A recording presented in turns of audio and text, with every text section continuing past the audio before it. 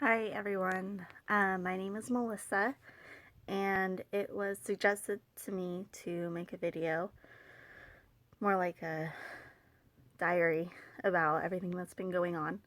Um, for those of you who don't know me, I just got married October of 2015 to the love of my life, and we decided to start a family pretty much right after we got married. Um, we were able to successfully get pregnant right away, and 6, 7 months into the pregnancy, when we went in for the second appointment to see our baby, there was no heartbeat. So we immediately had to go in for a DNC to have the unresponsive baby removed from me due to health effects and making sure I stayed healthy. For those of you who do not know what a DNC is, it's a medical procedure that is done through a hospital. It's pretty much the same procedure that they do for an abortion. And they go inside and remove tissue and the baby from the area safely, and are able to make sure that there's no bleeding and that the mother will not get sick due to illness. Um, it was a pretty hard experience for both me and my husband because we were so excited about our first pregnancy, and we were told that everything would work out great, that the doctor said everything looked fine. This was going to be my second miscarriage. My first one was about 2 years before that. At 13 weeks, I lost the baby and had to have the same procedure, DNC, done again. In January 1st, about a month after our DNC, I had experienced another one. My doctor said I was okay to try again for another baby as soon as my periods became normal again. So shortly after, they did, and we conceived again right away. So in that case, I'm very thankful that at least we can still get pregnant, but my body is just not really wanting to hold them. So January 1st, I had excruciating pains on my left side, and we went directly to the emergency room, showed a positive pregnancy test. They did an ultrasound. They were not able to see a baby, but they were able to see fluid in the uterus, so that's an indication of pregnancy. And they assumed that I was having a tubular pregnancy. That's where the baby forms its sac inside the fallopian tubes of the female reproductive system. And that's an unsuccessful pregnancy. They would have to remove either the entire fallopian tube or be able to flush out that sac of the egg particles of the baby with medication or with an instrument that they can go in and use. So I went in for a emergency surgery again, and this time my doctor told me they weren't sure what was going on. They couldn't tell, so they were going to do an exploratory surgery where they make 3 incisions and they go in through a scope and are able to go through my fallopian tubes, make sure that the tube itself had not ruptured or that my ovary had not ruptured, and see what's going on. So they went in. It was not a tubular pregnancy, as though they thought it was, but I was experiencing another miscarriage. So the doctor said that the baby was so small, maybe 3 to 4 weeks along, that they weren't able to see it in the ultrasound, which is pretty common. Most pregnancies, when you go into the doctor's office, they won't do an ultrasound until the baby is at least 5 to 6 weeks along, so they can actually see it.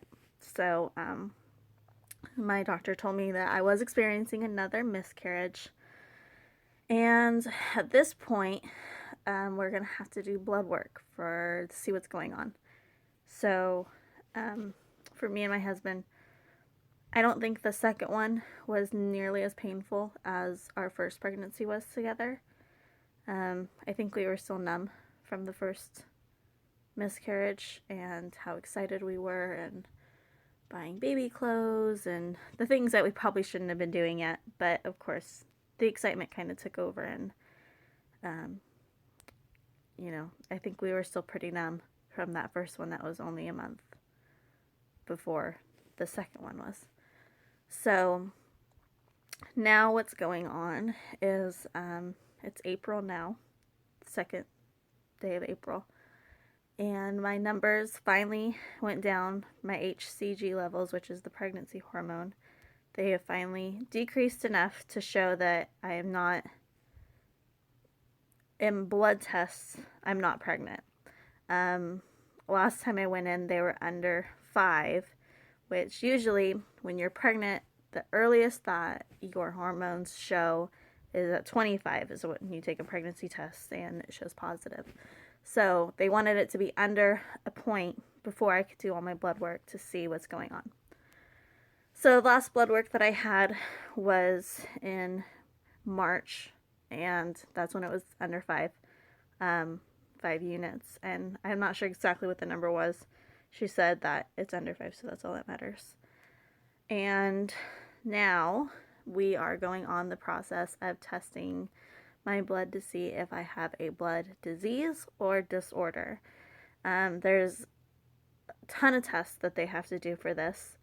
The big one that I personally know of from a friend who has it is the factor 5.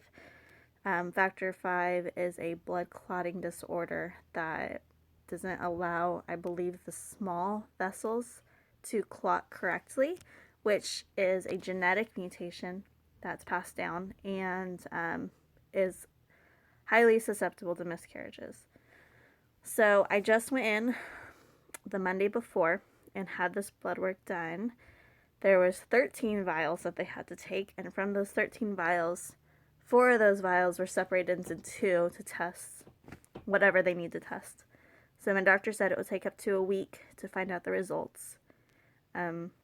If this test comes back that I am clear of having any type of blood issues, then it comes down to a chromosome problem, where either my chromosomes are not allowing the baby to form correctly, or my husband's chromosomes are not able to let the baby form correctly, or just the combination of the two of us is not letting something happen. So that's literally the universe telling us that we are not a match. And as sucky as that is, it doesn't make a difference to our relationship, but it could relate to us having to get a donor, which is something we do not want to do at all.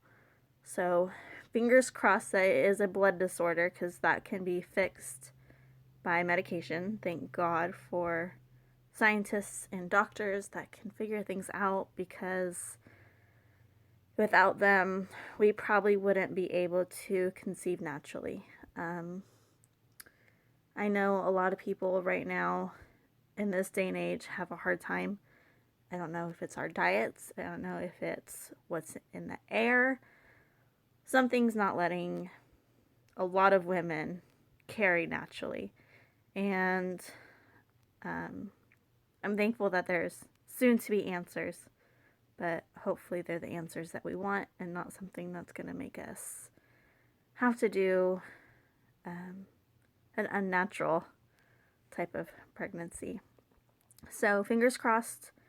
If you guys have any questions, suggestions, ways that we can get through this, please let me know.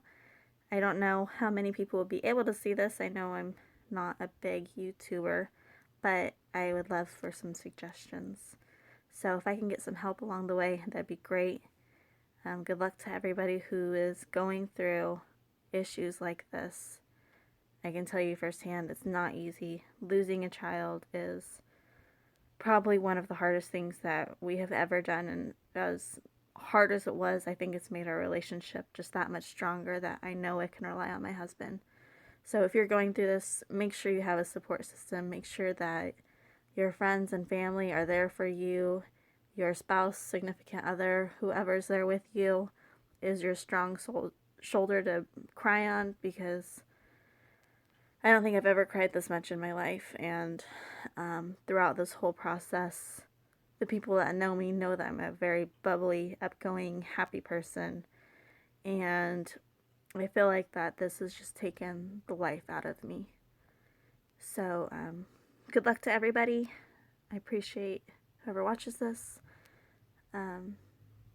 Answers are out there, so remember that. But I'll talk to you soon. Thanks. Bye.